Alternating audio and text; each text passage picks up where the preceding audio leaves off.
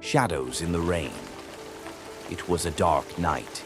Thick clouds covered the sky, and relentless rain tapped against the windows of a small house on the outskirts of the town.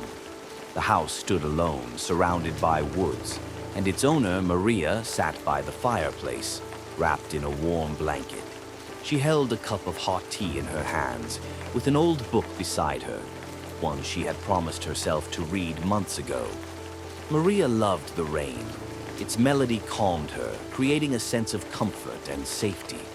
But tonight, something felt off. She could feel it almost physically. It was as if the raindrops weren't just hitting the windows, but were trying to say something. At first, Maria blamed it on exhaustion. Work had been draining her lately, and she thought the strange feeling was simply stress. But then she noticed the shadows.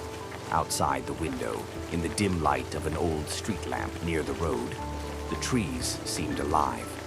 Shadows flickered between the trunks, moving closer and closer. Initially, Maria thought it was just her imagination. But when one of the shadows suddenly stopped in front of the house, a chill ran down her spine. "It's just the wind," she muttered, trying to reassure herself. But the shadow remained. It stood motionless, a dark silhouette that was hard to make out through the rain. Maria rose from her chair and slowly approached the window. Gathering her courage, she pulled back the curtain.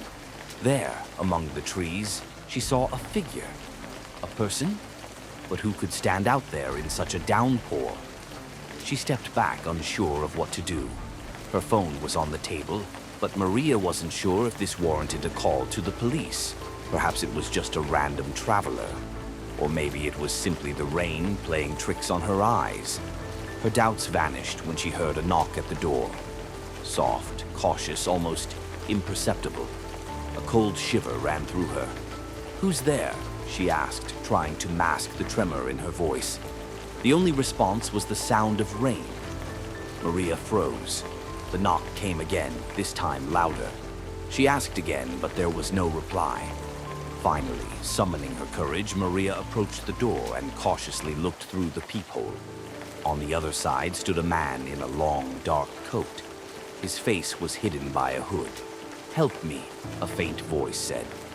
Maria opened the door just a crack, the chain still in place. "What happened?" "I'm lost," the man murmured weakly. She felt sorry for the stranger. In such rain and cold, he could freeze. She unlatched the door and let him into the entryway.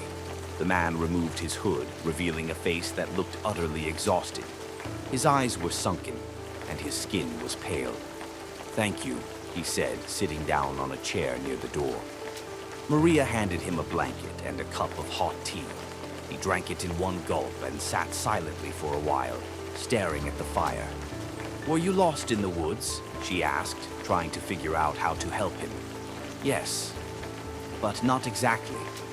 He lifted his gaze to Maria, and something in his eyes made her step back. "This place. Are you alone here?" Her heart sank. "Why are you asking?"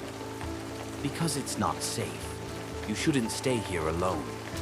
Maria didn't have time to respond before another knock came at the door. But this time it was loud, insistent, almost aggressive. The man shot to his feet. "Don't open it," he said, quietly but firmly. Maria retreated to the wall, unsure of what was happening. "Who is it?" she asked. "They've come for me," the man said, staring at the door. The knocking grew louder. Maria realized this wasn't just rain and not a coincidence. Something dark, unseen, and sinister had entered this night. "You need to hide," the man said, but he didn't move himself. His voice trembled as if he knew there was no escape. Maria couldn't move. The door began to rattle as if someone, or something, was trying to break it down. The house went dark. The only light left came from the dying embers of the fire. "It's them. They won't stop," the man said. "But I can distract them." "Who are they?" Maria screamed, no longer able to contain her fear. "Those who come for us when we make the wrong choices." Maria didn't understand his words, but her intuition told her he was telling the truth. The man suddenly opened the door and disappeared into the darkness with the shadows. The door slammed shut behind him. The knocking stopped. The house returned to silence with only the rain tapping on the windows. Maria stood motionless for several minutes, listening to the silence. The rain had quieted, and now only the distant dripping of water could be heard. But her tension didn't fade. She had a sense that someone, or something, was still watching her. She checked the locks on the door. All were secure, yet the fear remained. It felt as if the house itself held its breath. Returning to the living room, Maria decided to add more logs to the fireplace, but strangely, the fire had gone out on its own. Darkness enveloped the room, and the shadows in the corners seemed alive. She quickly found a candle and lit it, trying to calm her nerves. That's when she noticed it. On the table was a wet spot, one that couldn't have come from the rain. After all, the windows were shut. The trail led to the center of the room, as if someone had left it there. "Who's there?" she cried, but only silence replied. She reached for her phone to call the police, but there was no signal. While this sometimes happened during storms, it felt oddly deliberate this time. Suddenly, she felt someone behind her. She turned quickly. Nothing but darkness. Then she heard it. A sound, faint and almost imperceptible.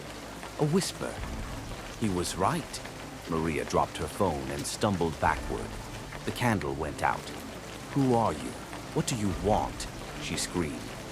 The darkness answered with footsteps. Someone was approaching, though no one was visible. Maria retreated toward the door, searching for anything she could use as a weapon. Her hand finally found the old fireplace poker. "Stay back," she yelled, swinging it wildly. Then everything went silent. Not a sound, only her heavy breathing.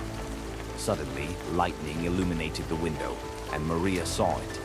In the glass reflection stood a figure, dark with indistinct features, silently watching her. Its eyes glowed with an eerie light. Maria froze, unable to move. The figure began advancing, but not through the room. It moved through the reflection, becoming clearer with each step. "It's your choice," the shadow whispered in the man's voice. And then Maria realized she didn't know why she had let the stranger in.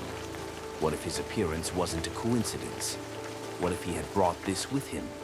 The shadow took one final step, and the room was engulfed in impenetrable darkness.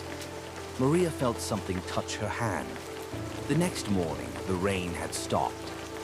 Maria's house stood quiet, almost abandoned. Her neighbor, bringing over a pie to check on her, found the door ajar. The house was empty. On the table was a wet trail leading to the fireplace, and on the floor lay a candle and an overturned phone. Maria was never seen again. To be continued.